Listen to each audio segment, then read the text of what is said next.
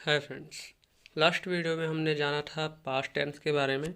इस वीडियो में हम जानेंगे पास्ट टेंस के चार्ट के बारे में, यानी पास्ट टेंस का पूरा इसमें समरी आपको मैं बताने वाला हूँ।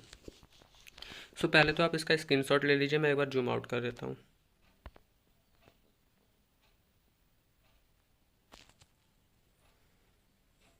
ओके, अब हम बढ़ते हैं दूसरे की तरफ।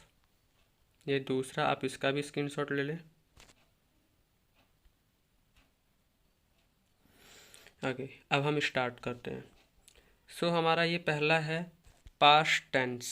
पास्ट टेंस में कितने टेंस होते हैं आप देख सकते हैं, यहाँ पे 4 दिखाए गए हैं। ये देखिए, indefinite, continuous, perfect, perfect continuous. आपको जब मैंने प्रेजेंट टेंस का चार्ट बताया था तो उसके अंदर भी मैंने आपको बताया था कि यही 4 जो है उसके अंदर भी टेंस होते हैं। तो चाहे वो प्रेजेंट हो, चाहे वो पास्ट हो, चाहे फ्यूचर हो, उन सब का जो टेंस होता है उन सब के अंदर यही 4 टेंस होते हैं। आप इस बात का ध्यान रखें। आपको मैं याद करने का तरीका बता रहा हूँ, अगर आपको याद नहीं होता है तो देखिए, सबसे पहले मैंने यहाँ पे हेल्पिंग वर्ब लिखा है कि सबका हेल्पिंग वर्ब क्या है। फिर लिखा है मैंने इस कॉलम में कि जो हेल्पिंग वर्ब है उस हेल्पिंग वर्ब के बाद जो है पहचान। अब इन सभी टेंसेस का पहचान क्या होता है तो आप देख सकते हैं, ये मैंने पहचान लिख रखे हैं। अब उसके बाद यहाँ पे मैंने लिख रखा है अफर्मेटिव के बारे में। यहाँ पे आप देख सकते हैं, ये रहा, ये अफर्मेटिव के बारे में यहाँ पे पूरा मैंने चारों में बता रखा है। उसके बाद मैंने अगला आपको नीचे यहाँ पे बता रखा है, ये देखिए नेगेटिव के बारे में। ये नेगेटिव का है। और उसके बाद ये जो है, ये वाला हिस्सा, ये है नेगेटिव इंट्रोगेटिव का। सो आप समझ सकते हैं इसको देखकर, अगर आपने मेरा पूरा का पूरा पास्ट टेंस का वीडियो देख लिया है तो। अब हम शुरू करते हैं टॉप से। सो टॉप में हम सबसे पहले देखते हैं इंडेफिनिट। अब इंडेफिनिट टेंस का जो पहचान क्या होता है, ता था, ते थे, ती थी, आ ई ए, और इसका हेल्पिंग वर्ब होता है डीड। अब यहाँ पे इसका अफर्मेटिव में रूल हो जाता है सब्जेक्ट प्लस में वर्ब की सेकंड फॉर्म प्लस में ऑब्जेक्ट। तो यहाँ पे इस मैंने खाया, मैंने का आई, और खाने का ईट होता है, और ईट का सेकंड फॉर्म एट, आई एट। अब ऐसे ही उन्होंने बुलाया तो उन्होंने का डे, और बुलाने का कॉल, और इसके साथ क्या लग जाएगा, ईडी, सो दे कॉल्ड। ऐसे ही कंटिन्यूअस है। अब कंटिन्यूअस में जो है इसका हेल्पिंग वर्ब क्या होता है, was and were. Singular noun के साथ वॉज आएगा एंड प्लूरल नाउन के साथ क्या आएगा, वर आएगा। अब इसका पहचान क्या होता है, रहा था, रहे थे, रही थी। अब इसका अफर्मेटिव में रूल क्या हो जाता है, सब्जेक्ट प्लस में वॉज या वर प्लस में वर्ब की first form plus ING plus object. जैसे वे इलाज कर रहे थे तो क्या हो जाएगा, दे वर ट्रीटिंग।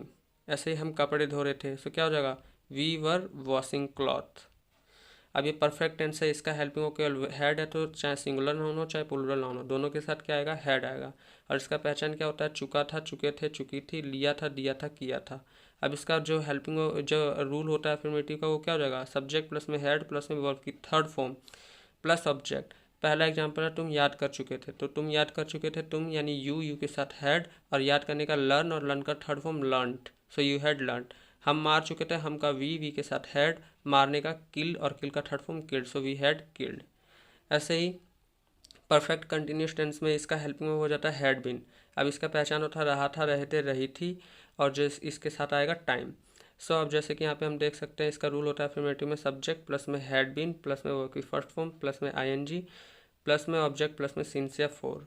सो वे 2 दिन से कहानी बता रहे थे, क्या हो जाएगा, वे का they had been telling story for 2 days. क्योंकि यहाँ पे 2 डेज हमें नहीं पता किस टाइम का है, मतलब किस टाइम कौन से 2 दिन हमें नहीं पता, तो इसलिए मैंने फोर यूज किया है। सो आई होप आप इसको समझ गए होंगे। अगर आपको समझ ये अच्छे से नहीं आता तो आपको मेरी प्रीवियस वीडियो देखने की ज़रूरत है, जिसके बारे में मैंने पास्ट टेंस के बारे में डिटेल में बताया है। अगला है हमारा नेगेटिव। अब नेगेटिव के अंदर देखिए रूल क्या हो जाएगा, मैंने आपको अक्सर बताया कि नेगेटिव का मतलब होता है नॉट। और नॉट जब भी हम यूज करेंगे चाहे किसी भी टेंस में, तो जो हेल्पिंग में होता है उसी के जस्ट बार नॉट आएगा। अब आप यहाँ पे देख सकते हैं कि यहाँ पे पास्ट इंडेफिनिट टेंस का हेल्पिंग में होता है डीड, इसके जस्ट बार क्या है, नॉट। पास्ट कंटिन्यूस टेंस का हेल्पिंग में होता है वॉज एंड वर, और इसके जस्ट बार यहाँ पे मैंने क्या लगा रखा है, नॉट। ऐसे ही पास्ट परफेक्ट टेंस का हेल्पिंग में होता है हैड, और इसके जस्ट बाद मैंने क्या लगा रखा है, यहाँ पे नॉट मैंने ऊपर लिख दिया है क्योंकि गलती से मैं लिख नहीं पाया था।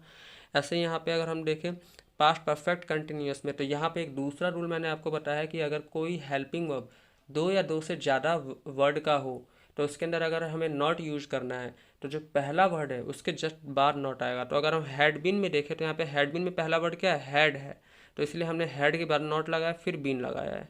सो आई होप आप समझ रहे होंगे। सी ये नेगेटिव का रूल है। अब आप मैं इसमें एग्जांपल देता हूँ, पहला है पास्ट इंडेफिनिट का, जैसे मैंने नहीं चिल्लाया, तो मैं का क्या हो जाएगा, आई डिड नॉट क्राई। आप देख सकते हैं हेल्पिंग वर्ब के जस्ट बाद क्या जाता है, नॉट।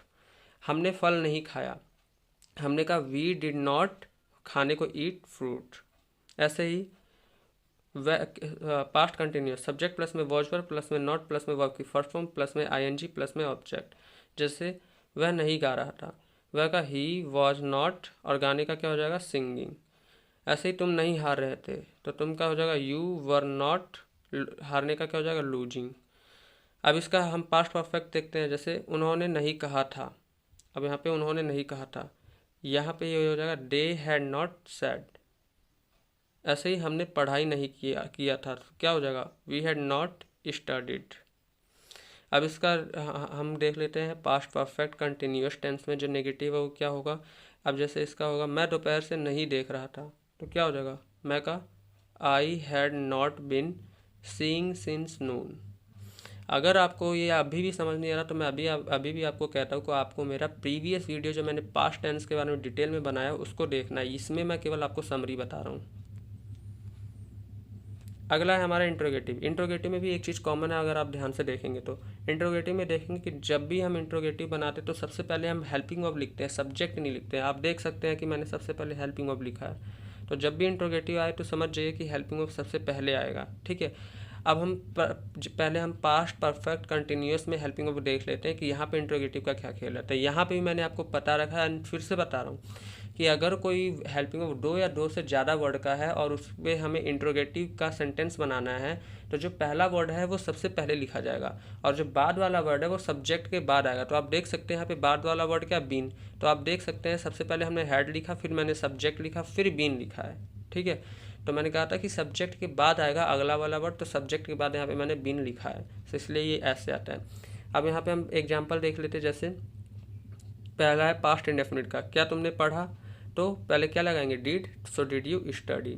ऐसे ही क्या वे गए, सो डिड दे गो। अब इसके बाद पास्ट कंटिन्यूस का, जैसे क्या वे घूर रहे थे, तो क्या का वे का क्या हो जाएगा, दे के साथ वर लगेगा, वर दे, और घूरने क्या हो जाएगा, स्टेयरिंग। ऐसे ही क्या तुम भाग रहे थे, तो तुम का यू के साथ वर, और भागने का running, so were you running. ऐसे ही क्या वे आ चुके थे, सो क्या हो जाएगा, वे का हो जाएगा दे के साथ केवल एक ही हेल्पिंग होगा तो ओनली हैड आएगा, सो हैड दे, आने का कम केम कम, यही थर्ड फॉर्म होता है कम, सो हैड दे कम।